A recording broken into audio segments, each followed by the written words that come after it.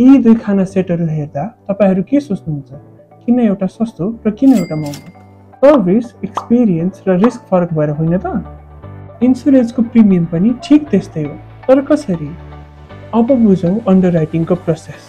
अन्डरराइटिङ यो शब्द सुन्नमा अलिकति जटिल सुनिएला, तर एकदमै सरल छ। यो भनेको इन्स्योरेन्स कम्पनीले तपाईको पोलिसीलाई हुने युक्त प्रिमियम निर्धारण गर्न तपाईसँग सम्बन्धित जोखिमको मूल्याङ्कन गर्ने प्रक्रिया हो। यसलाई एउटा बाइकको उदाहरणबाट बुझौं है। मानौ दुई जना साथी छन्। एउटासँग 155 सीसी को MT-15 बाइक छ र अर्को साथीसँग पनि 155 सीसी कै R15 बाइक छ।